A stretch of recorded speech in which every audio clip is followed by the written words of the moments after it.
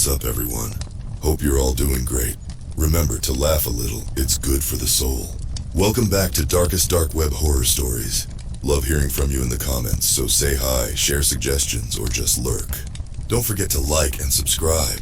Your feedback makes this a community. Now let's get creepy. Lights down, chills up.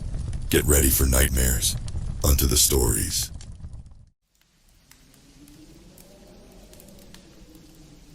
It all started with a challenge, an innocuous dare among friends on a mundane Friday night. We were gathered in Aaron's basement, surrounded by the glow of computer screens and the soft hum of various gaming consoles. The usual paraphernalia for a group of gaming enthusiasts was strewn about. Energy drink cans, half-eaten bags of chips, and a whiteboard with scribbled game strategies. Aaron, the ringleader of our group, leaned back in his chair, a mischievous grin plastered across his face. "Ever heard of Ghost Code?"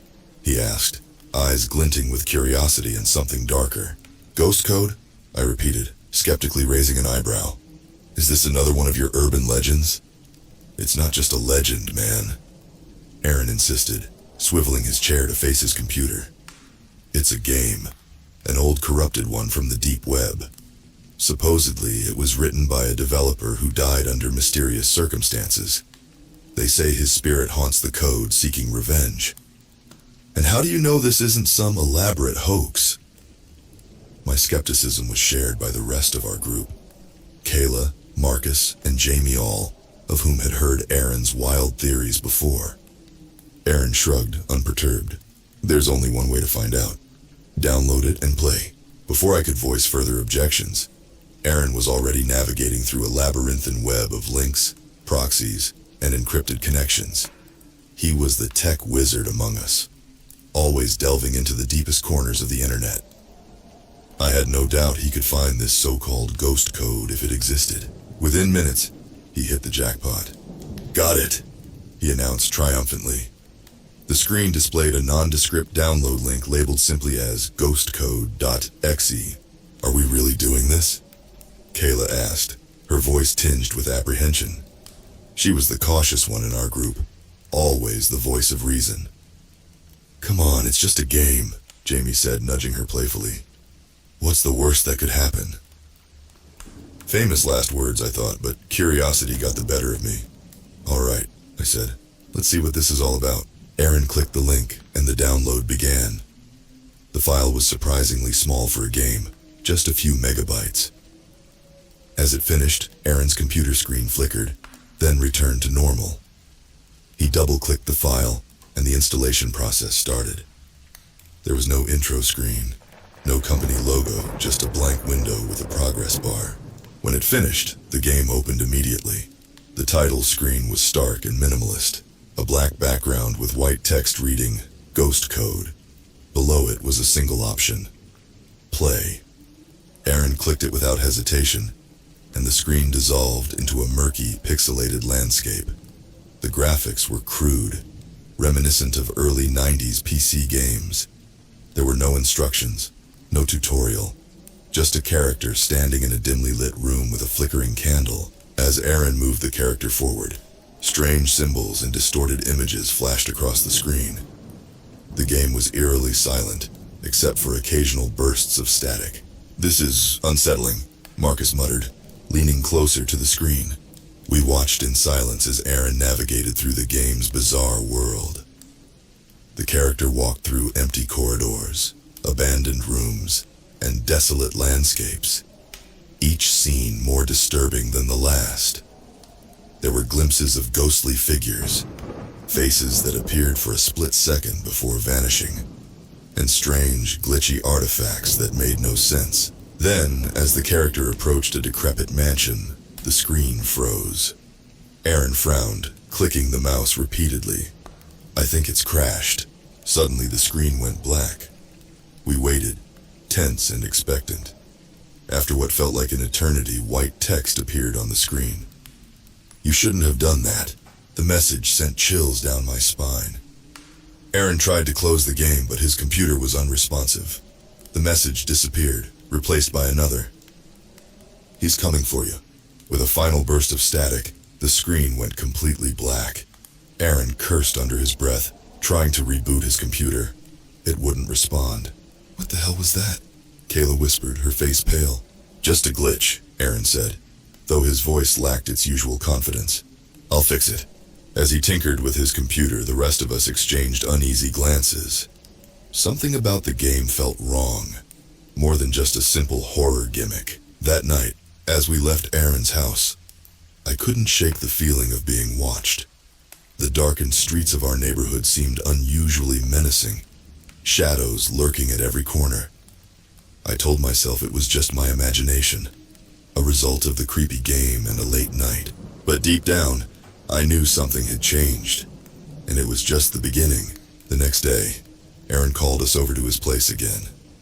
His voice sounded urgent, a far cry from the usual laid-back tone he used. When we arrived, he was already at his computer, typing furiously. "I've been trying to fix this damn thing all night," he said without preamble. "It's like the game corrupted my system. Nothing's working right." His screen was a mess of static and distorted images, the remnants of ghost code stubbornly clinging to his computer. Every attempt to remove it or reboot the system only made things worse. "We should just leave it alone," Kayla suggested. "Delete the game and forget about it." "I can't," Aaron said, his frustration evident. "It's like the game embedded itself into my system. Every time I try to delete it, it reappears." "Let me try," Marcus said, taking the keyboard. He was the second most tech-savvy among us, but his efforts were equally futile. The game seemed to have a life of its own, resisting every attempt to purge it. As we watched, the screen flickered and another message appeared. "He's here." A cold chill swept through the room. Aaron's computer speakers crackled, emitting a low, ominous hum. The lights flickered, and for a moment, I thought I saw a shadow move across the room. "This is getting out of hand," Jamie said, looking genuinely scared. "We should get some professional help. Maybe call someone who knows about these things." "Like who?" Aaron snapped. "Ghostbusters?"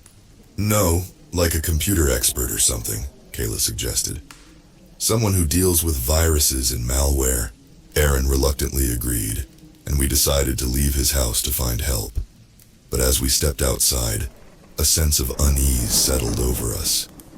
The world seemed off-kilter, like a poorly rendered game environment. The sky was an unnatural shade of gray, and the air felt thick and oppressive. As we walked down the street, I noticed subtle glitches in reality. Streetlights flickered even though it was broad daylight. Cars moved in jerky, unnatural motions, as if struggling to follow a predetermined path. Faces of passers-by blurred and distorted for a split second before returning to normal. "Do you guys see that?" I asked, my voice trembling. "See what?" Aaron asked, distracted by his own thoughts. "Everything glitching, like we're in the game." "You're just imagining things," Aaron said, though he didn't sound convinced. We reached the local computer repair shop, a small, cluttered space run by an old tech guru named Mr. Patel. We explained our situation, and he agreed to take a look at Aaron's computer. He frowned as he examined it, his expression growing more concerned with each passing minute. "This is unusual," he said finally.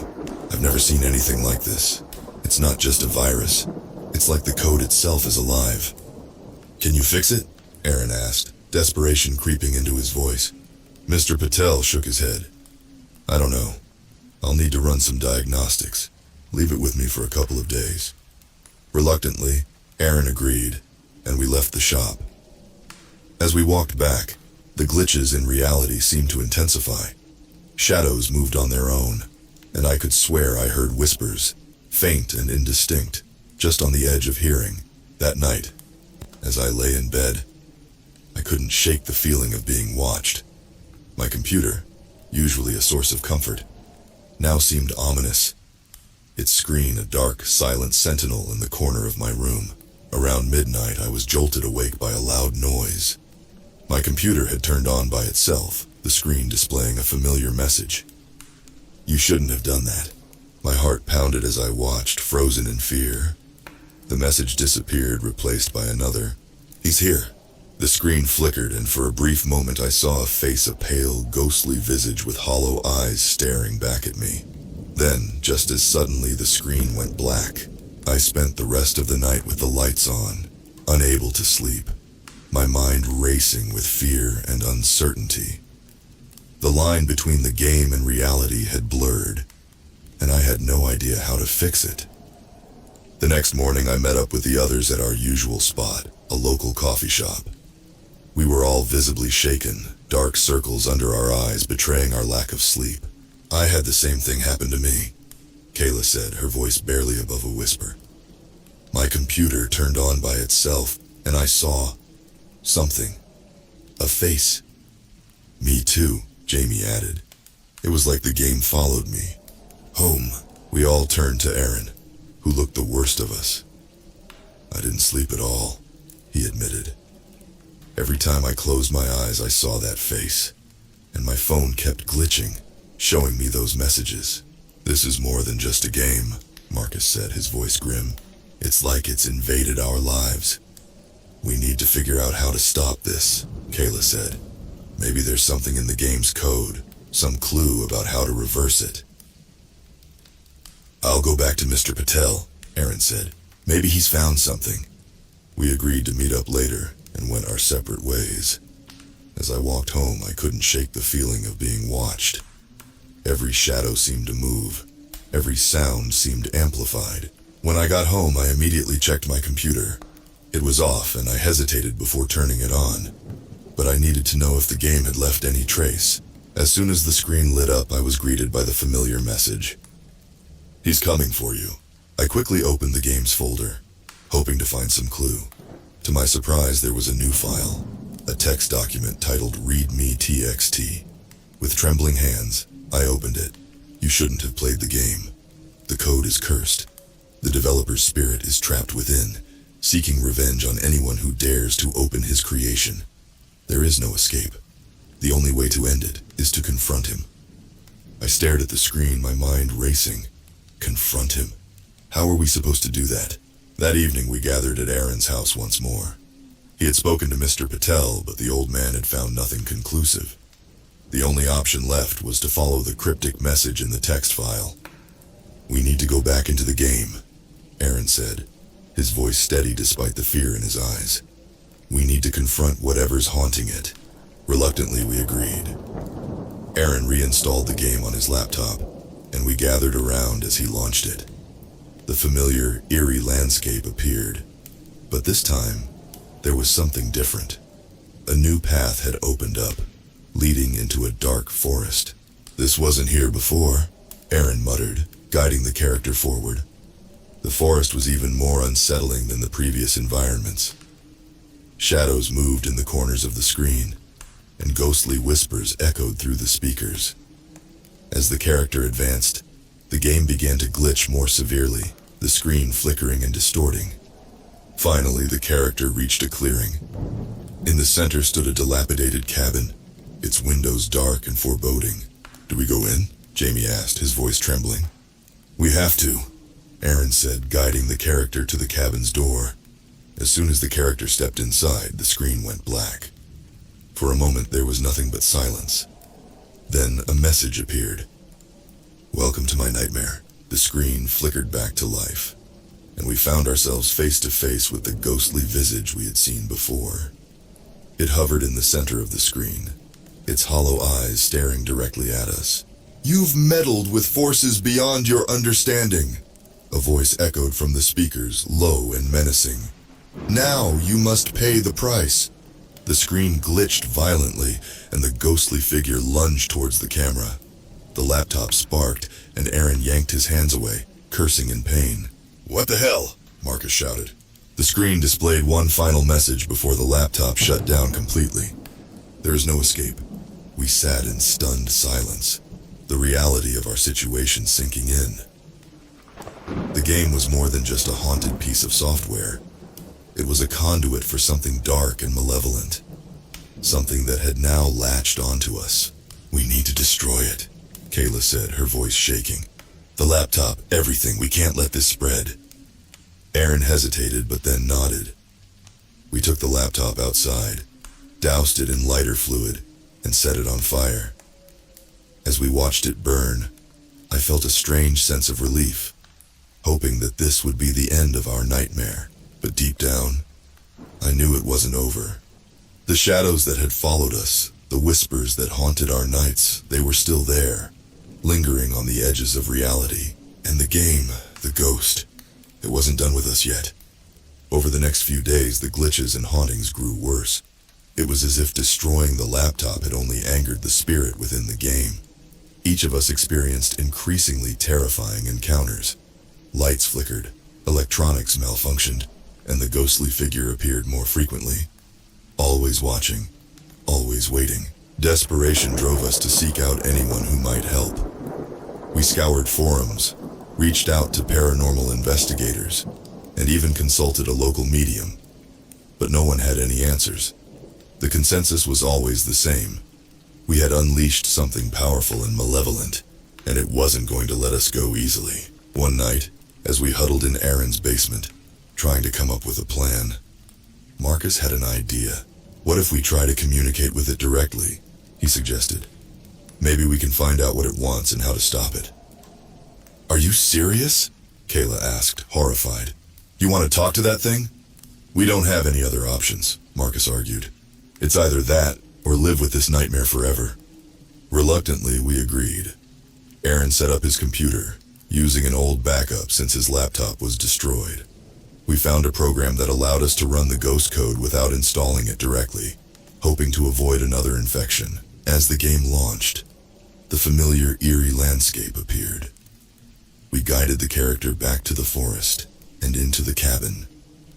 The ghostly figure awaited us, its hollow eyes gleaming with malice. We want to talk, Aaron said, his voice shaking. What do you want from us? For a moment, there was only silence. Then the figure spoke, its voice echoing through the speakers. You've meddled with forces beyond your understanding. You've disturbed my rest. I want revenge.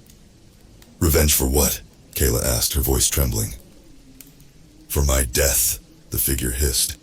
I was betrayed, murdered by those I trusted.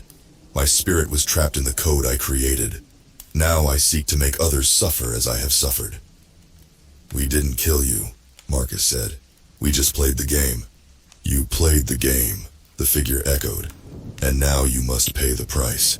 How do we end this? I asked, desperate. How do we free you and ourselves? The figure's eyes gleamed brighter. Find my killer. Make them pay.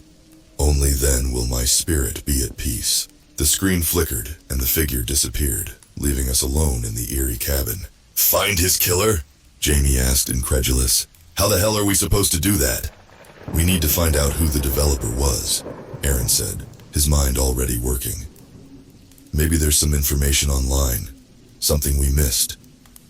We spent the next several hours scouring the internet for any clues about the game's developer. Finally, we stumbled upon a forum post from years ago, detailing the tragic story of a game developer named Daniel Kessler.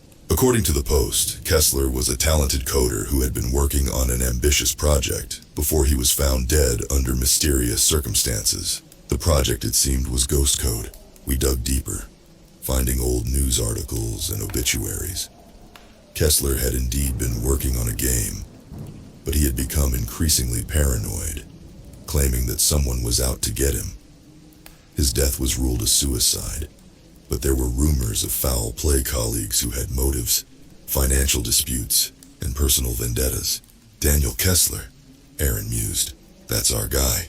Now we need to find out who killed him. We compiled a list of potential suspects, focusing on those who had been close to Kessler in the days leading up to his death. There were 3 main suspects: his business partner, Eric, his ex-girlfriend, Lisa, and a rival developer, Mike. Each had a possible motive, but we needed more information. We decided to split up and visit each of the suspects, hoping to uncover the truth. It felt like a long shot, but it was all we had. Aaron and I took Eric, the business partner. He lived in a rundown apartment on the outskirts of town. As we approached, I couldn't shake the feeling that we were being watched. Eric answered the door, a weary look on his face. What do you want? We're looking into Daniel Kessler's death, Aaron said. We think it wasn't a suicide. Eric's eyes widened in surprise. Why would you think that? We've come across some new information, Aaron said carefully. We believe he was murdered, and we want to find out who did it. Eric sighed, running a hand through his hair. Look, I had nothing to do with Daniel's death. We had our disagreements, sure, but I would never hurt him. We were working on something great together. Do you know who might have wanted to hurt him? I asked. Eric hesitated, then nodded. There were a lot of people who were jealous of Daniel. He was a genius, and that made him a lot of enemies. But if you're looking for someone with a real motive, you should talk to Lisa. She was obsessed with him even after they broke up. We thanked him and left, feeling both hopeful and apprehensive. Our next stop was Lisa's house. Lisa lived in a small, neatly kept house in a quiet neighborhood. She answered the door with a wary expression. Can I help you? We're investigating Daniel Kessler's death, I said. We think there's more to it than what the police found. Lisa's face paled and she stepped back, opening the door wider. Come in. We sat in her living room, the atmosphere tense. I love Daniel, she said, her voice trembling. I would never hurt him, but he changed towards the end. He became paranoid, accusing me of things I didn't do. Like what? Aaron asked. He thought I was spying on him, stealing his work. He even accused me of trying to sabotage his project. It hurt, but I understood. He was under a lot of stress. Do you know who might have wanted to hurt him? I asked. Lisa shook her head. There were a lot of people who envied Daniel. But if you're looking for someone with a real motive, you should talk to Mike. He was always jealous of Daniel's talent and success. Our final stop was Mike's place. He lived in a dingy apartment in a rough part of town. He answered the door with a scowl. What do you want? We're investigating Daniel Kessler's death, Aaron said. We believe it was murder. Mike snorted. You're wasting your time. Daniel was a paranoid freak. He thought everyone was out to get him. Did you have anything to do with his death? I asked directly. Mike's eyes flashed with anger. No, I didn't. But I won't lie. I hated the guy. He was always flaunting his talent, acting like he was better than everyone else. Maybe he got what he deserved. We left Mike's apartment, feeling more confused than ever. Each suspect had a motive, but no one seemed to have a clear opportunity. We needed more information. As we regrouped at Aaron's house, Kayla and Jamie returned from their own investigations with similar stories. No one had a definitive answer, but everyone pointed fingers at someone else. We're missing something, Marcus said, frustrated. There has to be a clue we haven't found yet. Then it hit me. What if the answer's in the game? The ghost said we needed to confront him. Maybe there's something in the code that can tell us who the killer is. We hurried back to Aaron's basement and fired up the game again. This time, we explored every corner, every glitch, looking for hidden messages or clues. It was a painstaking process, but finally, we found it.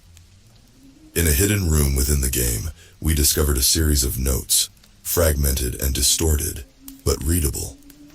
They were Daniel Kessler's final messages, detailing his fears and suspicions. I'm being watched. Eric thinks I don't know, but I see him. He's been meeting with Lisa, plotting something, and Mike. Mike has always hated me. They're all in on it. I don't know who to trust. The final note was the most chilling. They're coming for me. If anyone finds this, know that it was Eric. He was the mastermind.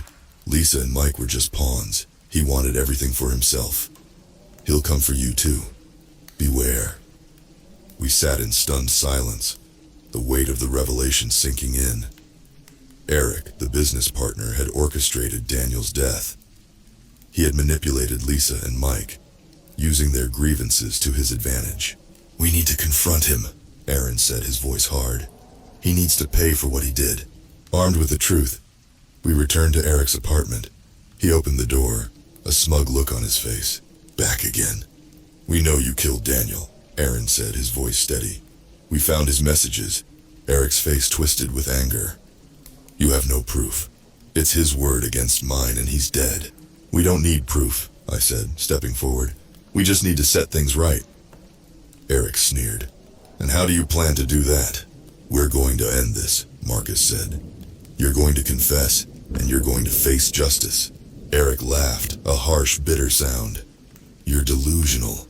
Get out of here before I call the police. But we didn't leave. We had come too far to back down now. Aaron pulled out his phone and played the recording of Daniel's final message. Eric's face paled as he heard the ghostly voice, the evidence of his guilt. Fine, he snarled. Yes, I killed him. I had to. He was going to ruin everything, but you'll never be able to prove it. We don't need to, Aaron said, his voice calm. The game will do it for us. We had brought a portable projector and laptop, ready to show the game's hidden messages to the world if necessary. But as we set it up, something unexpected happened. The ghostly figure appeared on the projector screen, its eyes blazing with righteous fury. You, it hissed, focusing on Eric. You betrayed me. You killed me. Eric stumbled back, his face white with terror. No, this can't be happening. The figure stepped forward, reaching out with ghostly hands. You will pay for your crimes. As the figure touched Eric, he screamed, a blood-curdling sound that echoed through the apartment. The lights flickered, and the air grew cold. We watched, horrified and mesmerized, as the ghostly figure exacted its revenge. When it was over, Eric lay on the floor, unconscious but alive. The figure turned to us, its expression softening. Thank you, it said. You have set me free.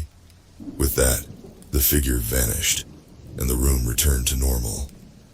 We stood in stunned silence, the weight of what we had witnessed sinking in. Is it over? Kayla asked, her voice trembling. I think so, Aaron said. We've done what he asked.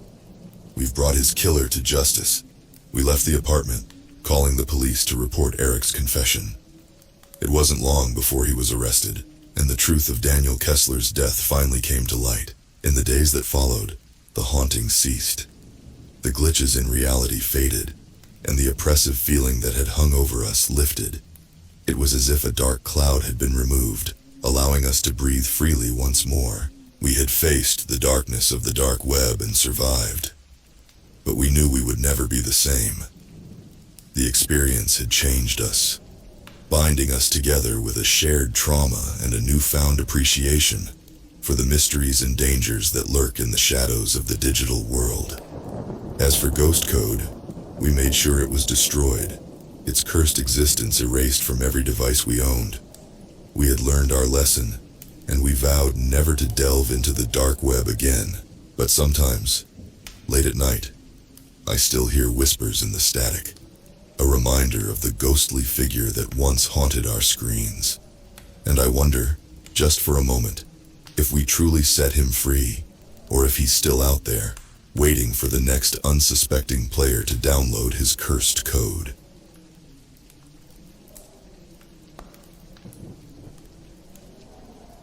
Hi, my name is Jake and I'm a journalist.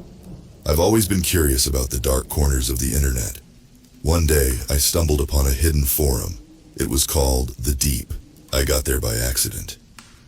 I was working on a story about online scams. You know, those emails saying you won $1 million?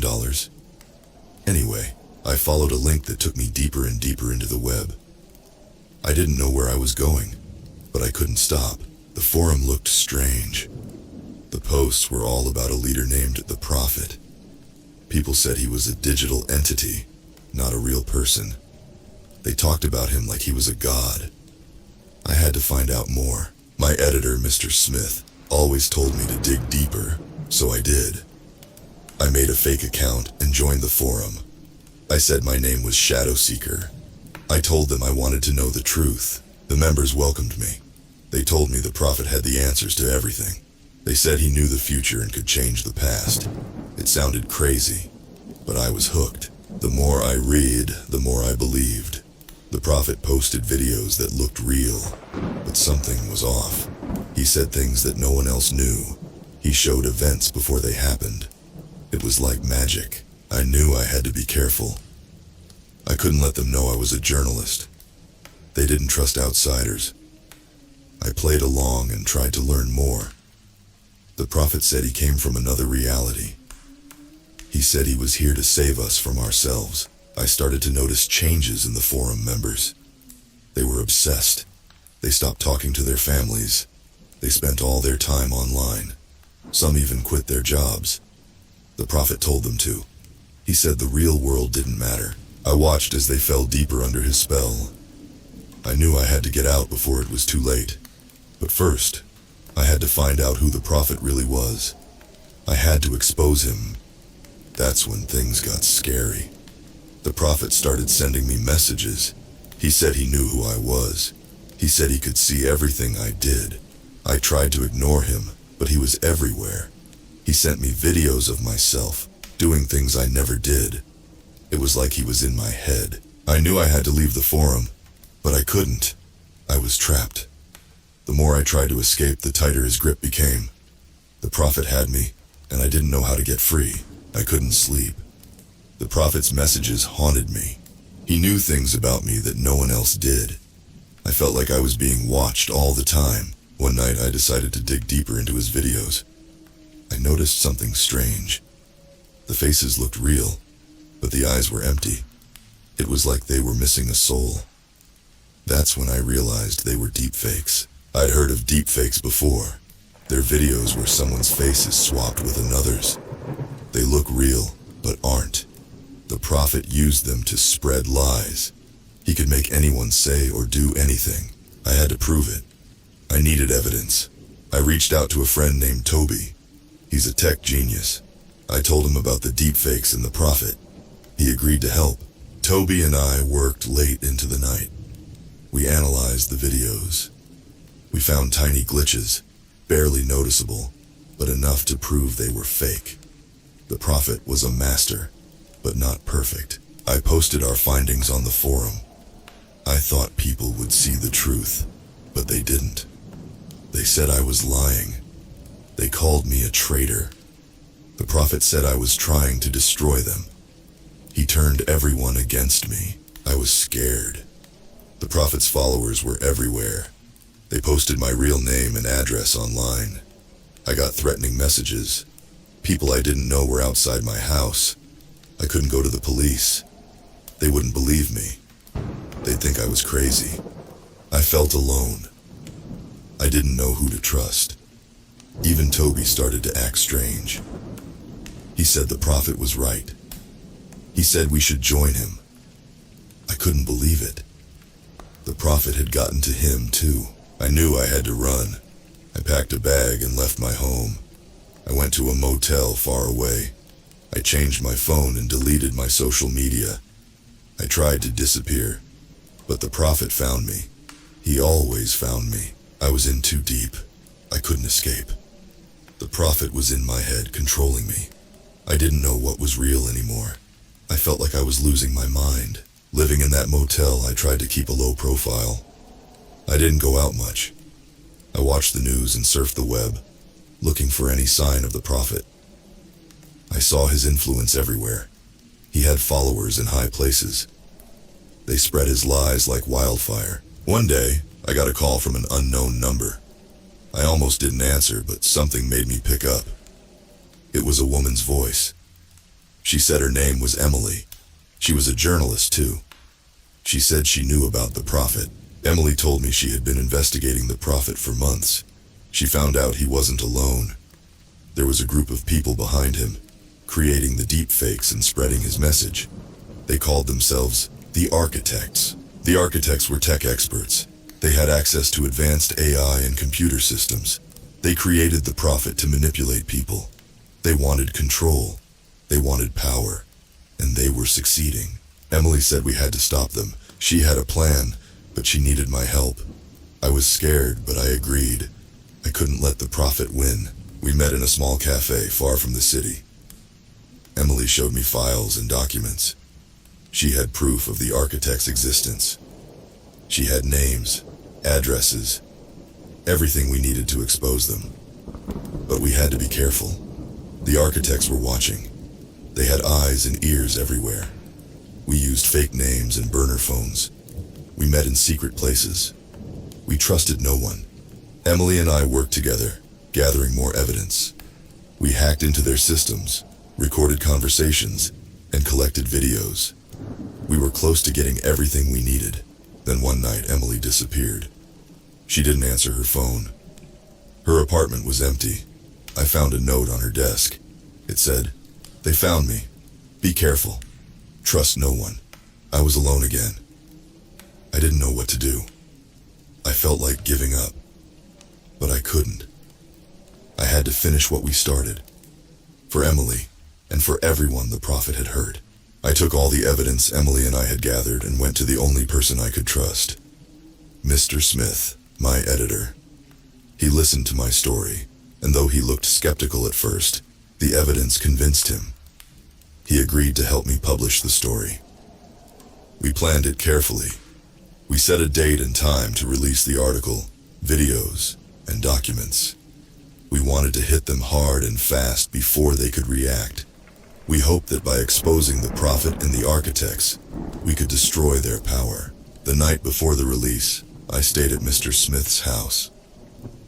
We worked late, making sure everything was ready. Around midnight, we heard a noise outside. I looked out the window and saw a group of people standing in the yard.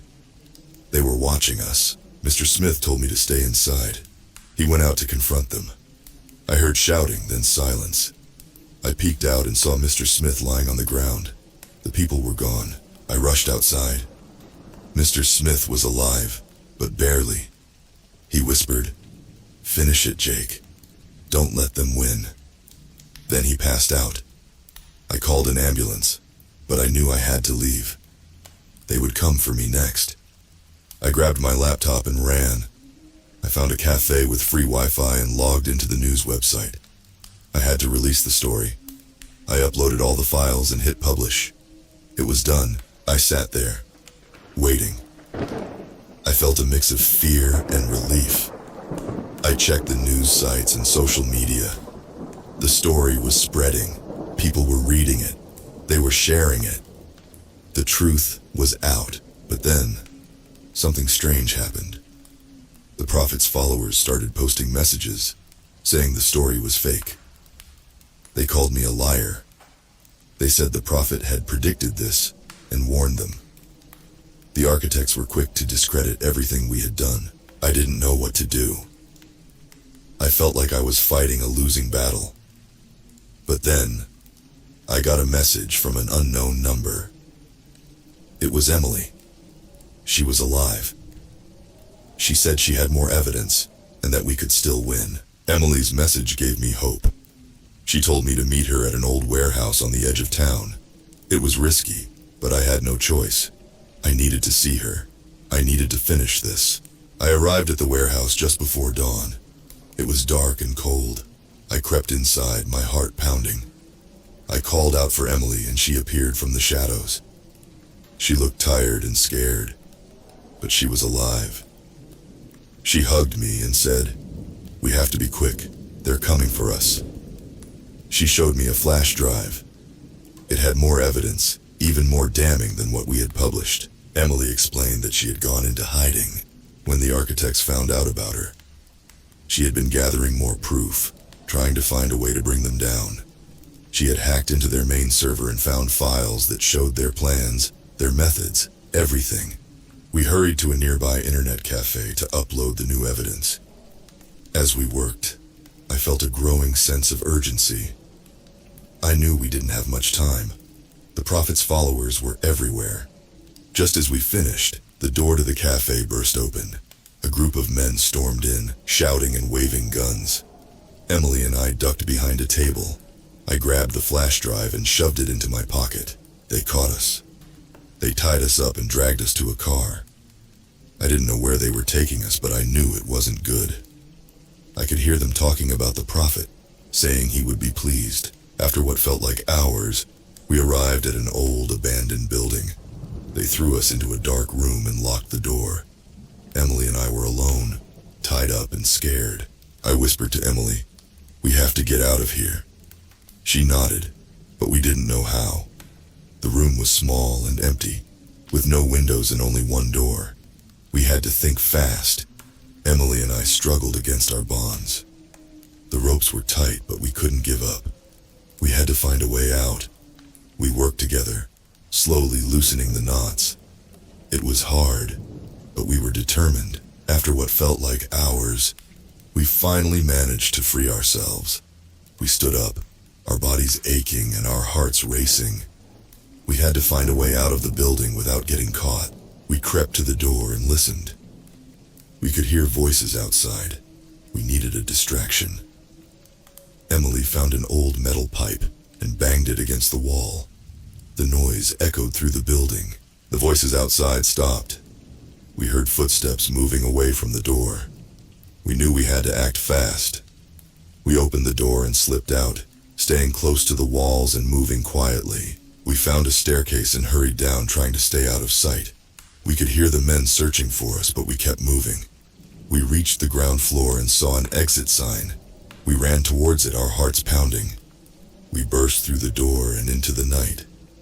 We didn't stop running until we were far away from the building. We found a small diner and went inside, exhausted and scared. We knew we had to keep moving, but we needed a moment to catch our breath. Emily pulled out her phone and checked the news. Our story was still out there, and people were starting to believe it. The new evidence we had uploaded was making a difference. The Prophet's followers were losing faith. The architects were scrambling to control the damage. We knew we had to stay hidden. The Prophet's followers were still looking for us, and the architects wouldn't stop until they silenced us.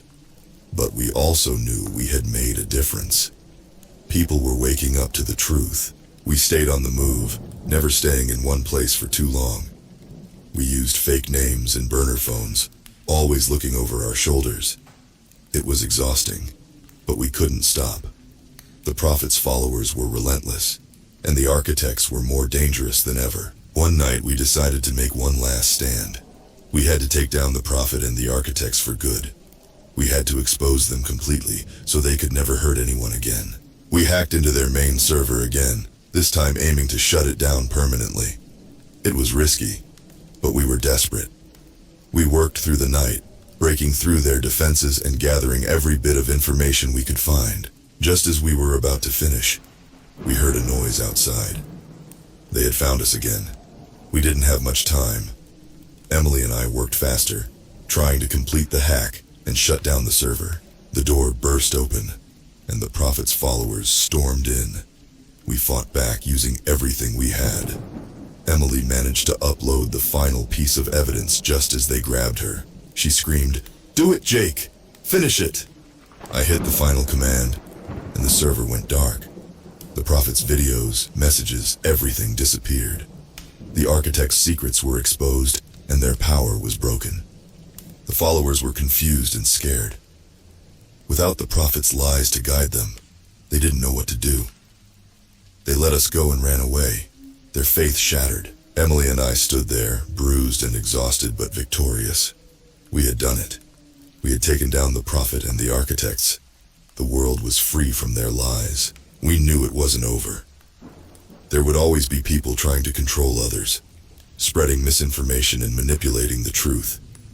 But we had shown that it was possible to fight back. We had given people hope. As the sun rose, Emily and I walked away, ready to face whatever came next. We knew we couldn't rest, but for the first time in a long time, we felt free.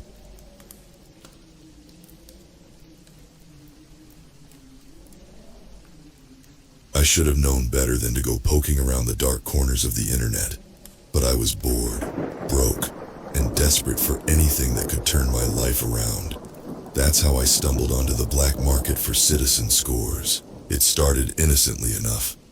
I was crawling some forums on the deep web, looking for ways to make a quick buck or maybe find a decent job. That's when I came across a cryptic post about buying and selling scores. The comments were full of confusion, conspiracies, and more than a few warnings to stay away. My interest was piqued. I did some digging and eventually found myself on a hidden.onion site called the Citizen Auction House. It looked like one of those sketchy marketplaces for illegal goods and services, but this one dealt exclusively in numbers. long strings of digits associated with individual names. The site claimed these numbers were total citizenship values, secret scores calculated by an elite intelligence agency to determine each citizen's societal worth and privilege level. A kind of genetic report card that could make or break your future. I'll admit, at first I thought it was an elaborate joke or a viral marketing stunt, but the dead serious tones of the listings and comments had me second-guessing. Some of the scores were being bought and sold for thousands of dollars.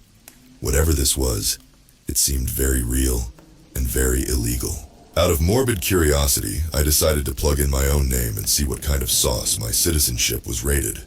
The system returned a modest 5-digit score around 65,000, a lukewarm rating.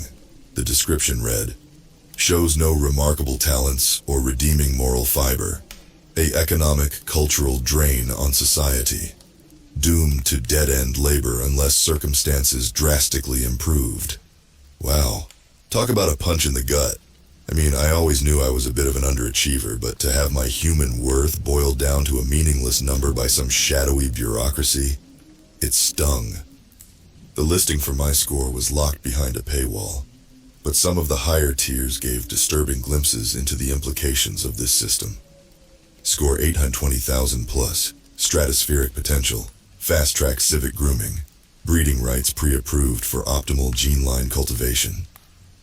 Score 940,000 plus, generational wealth, corporate dynastic status guaranteed, eligible for ethno-preservation mutualities and heritage waivers.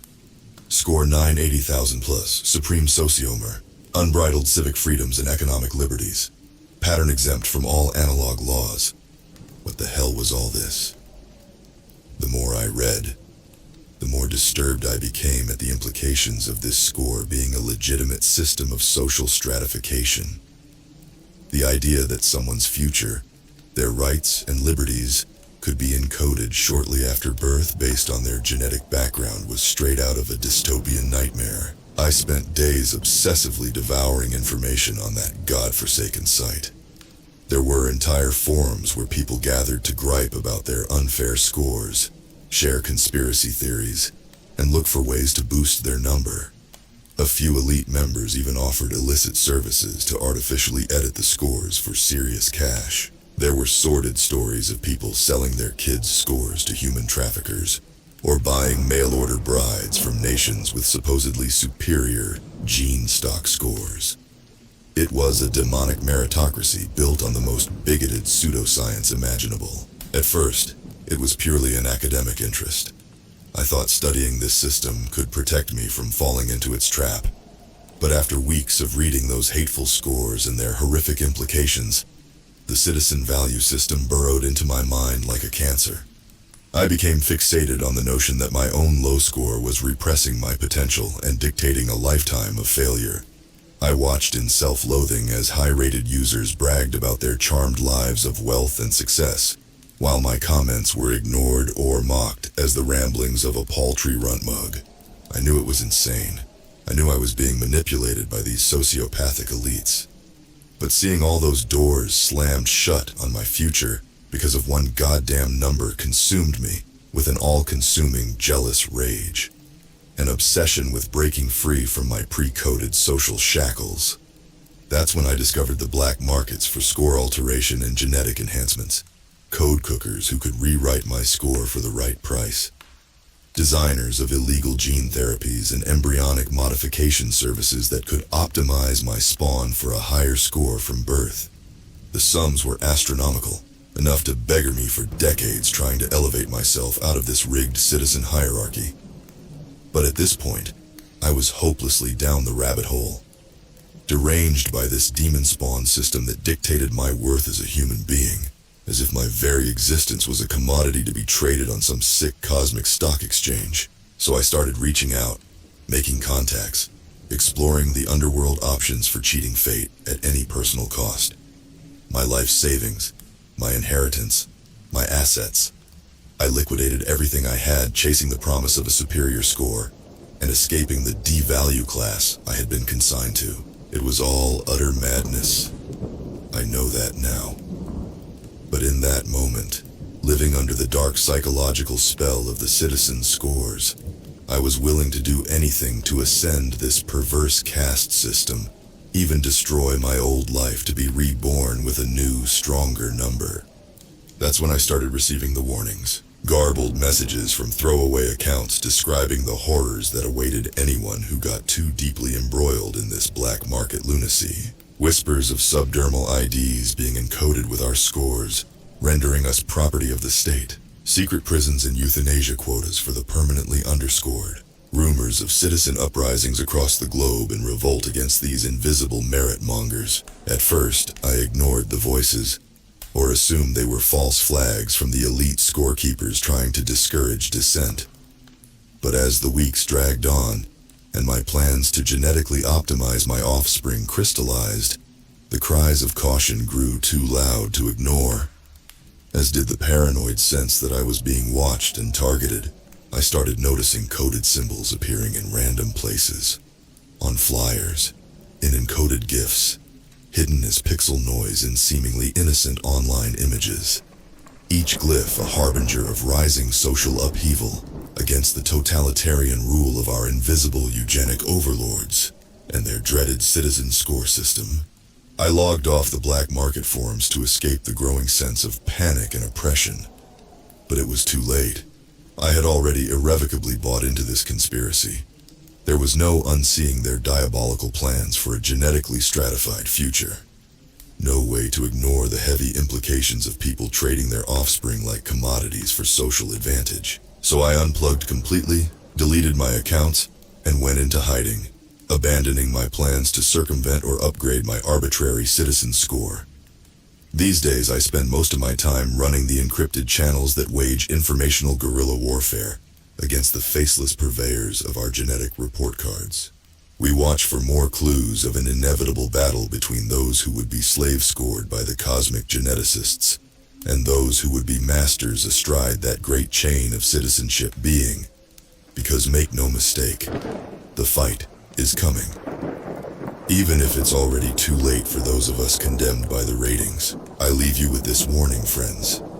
Be ever vigilant against any system or force that weighs the worth of your existence against a number. For it is a path that leads only to dehumanization and the specter of a future forged in blood and ashes and unfathomable darkness. Your humble servant, host 73268, Gamma Free Cell.